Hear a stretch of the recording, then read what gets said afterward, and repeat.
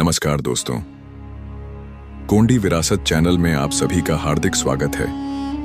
पिछले वीडियो में हम कलियादाई के जन्म की गाथा को जाना था। इस वीडियो में जानेंगे कि कैसे एक मासूम कली कंकाली का रूप धारण करती है और गोंड समुदाय के सगा देवों को जन्म देती है। यह सिर्फ एक गाथा नहीं, बल्कि गोंड समुदाय की उत्पत्ति और जीवन दर्शन का एक गहरा प्रतीक है। तो आइए इस आध्यात्मिक यात्रा पर हमारे साथ चलें। कलियादाई का भार मोगरे के 5 फूलों के बराबर था। उनका जन्म कौलारी वनस्पति के घने जंगल में सोना माता की कोख से हुआ था।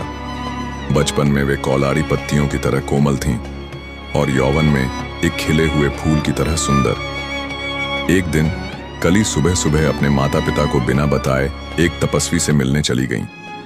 वह तपस्वी अपने नित्य कर्म कर नदी से लौट रहे थे। उन्होंने कली से पूछा, तुम कौन हो, किसकी बेटी हो और यहां क्यों आई हो?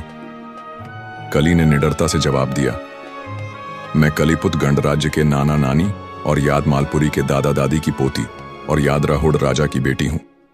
मेरा नाम कली है और मैं आपके दर्शन के लिए आई हूं। तपस्वी ने उसे आशीर्वाद दिया और उसे प्रसाद के रूप में एक पका हुआ तोया फल खाने को दिया। कली ने श्रद्धापूर्वक उसे ग्रहण किया और उसे बहुत सुकून मिला। घर लौटकर जब कली के दादाजी ने उसे तोला तो हैरान रह गए। कली का भार एक फूल से भी ज्यादा बढ़ गया था। उनके मन में शंका हुई, लेकिन उन्होंने जाहिर नहीं होने दी। अगले कुछ दिनों तक कली रोज उस तपस्वी से मिलती रही। तपस्वी उसे हर दिन एक एक तोया फल ज्यादा देते गए। पहले दिन 1, दूसरे दिन 2 और 7वें दिन 7 फल। इन फलों का प्रभाव अद्भुत था। पहले दिन 1 फल, 5 प्लस 1 सा 6 फूलों के बराबर भार। दूसरे दिन 2 फल, 6 प्लस 2 8 फूलों के बराबर भार। तीसरे दिन 3 फल, 8 प्लस 3 11 फूलों के बराबर भार। चौथे दिन 4 फल, 11 प्लस 4 15 फूलों के बराबर भार। पांचवें दिन 5 फल, 15 प्लस 5 20 फूलों के बराबर भार। छठे दिन 6 फल, 20 प्लस 6 26 फूलों के बराबर भार। सातवें दिन 7 फल, 26 प्लस 7 33 फूलों के बराबर भार। 7वें दिन जब कली ने तपस्वी के दर्शन किए तो उन्होंने उसे 7 फल दिए और आशीर्वाद दिया, तुम मंडूंद कोट बच्चों की माता बनोगी। इस आशीर्वाद ने कली को ऐसा सुकून दिया मानो वह तपस्वी के दैवी प्रभाव में समाहित हो गई हो। लेकिन 8वें दिन जब कली तपस्वी से मिलने गई तो वह वहां नहीं मिले। कली निराश होकर घर लौट आई। उसका भार भी 7वें दिन के बराबर ही रहा और फिर उसमें कोई परिवर्तन नहीं हुआ। जैसे जैसे दिन बीतते गए कली के शरीर में परिवर्तन आने लगे।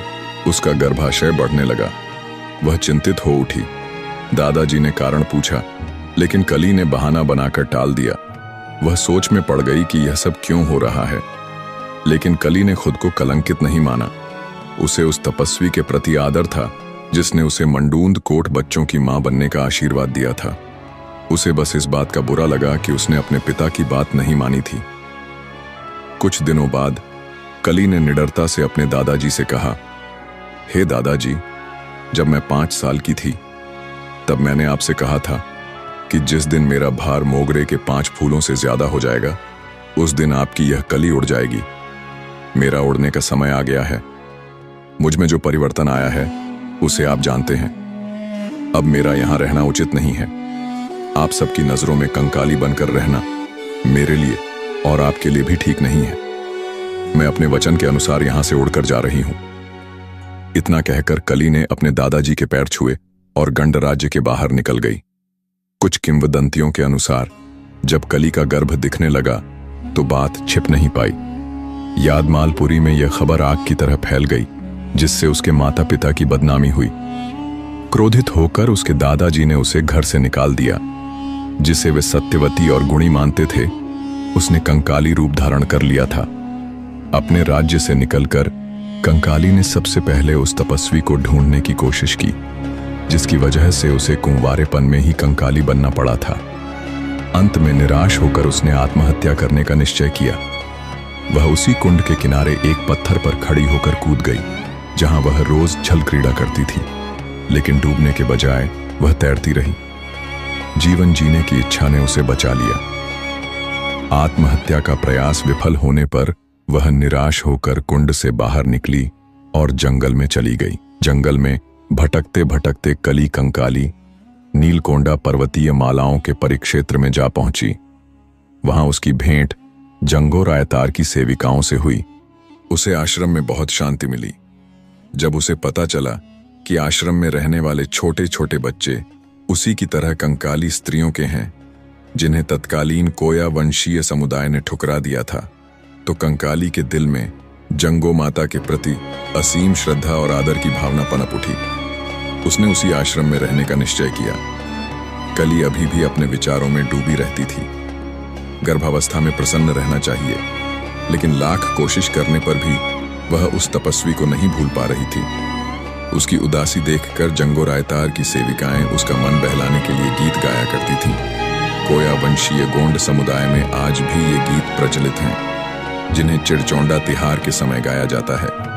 इस गीत का सार था, हे कली कंकाली दाई, इस प्रकृति की सल्ला और गांगरा शक्तियों की क्रिया को कोई नहीं रोक सकता। तुम जंगो दाई के आश्रम में शरण ले चुकी हो, अब उनका सहारा तुम्हें प्राप्त है। तुम हरदम हंसती रहो, जंगो दाई की सेविकाएं तुम्हारी सेवा के लिए हाजिर हैं। तुम फूल के समान खिलती रहो।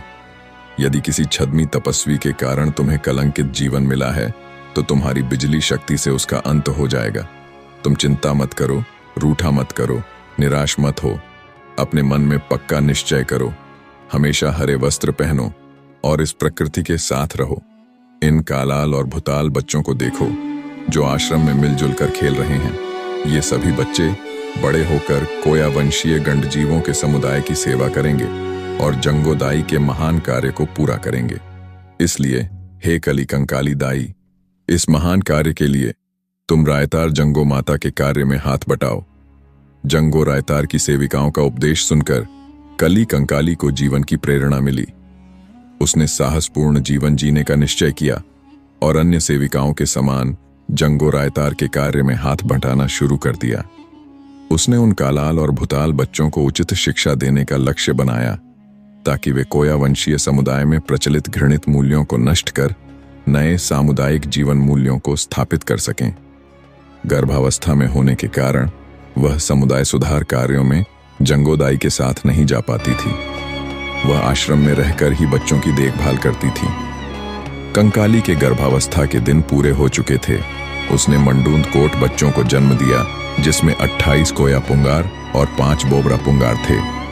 कुछ जनश्रुतियां यह भी कहती हैं कि कली कंकाली ने केवल एक ही बच्चे को जन्म दिया था, लेकिन जंगो रायतार के आश्रम में जो 27 मुराटिया बच्चे थे, उनका भी पालन पोषण कली कंकाली ने किया। इसलिए वह उन सभी की माता बन चुकी थी। जंगो रायतार ने अपने आश्रम के सभी अधिकार कली कंकाली को दे दिए थे, क्योंकि वह आश्रम में ही रहती थी, जबकि जंगो दाई अपनी सेविकाओं के साथ समुदाय सुधार के लिए गांव-गांव जाती थीं।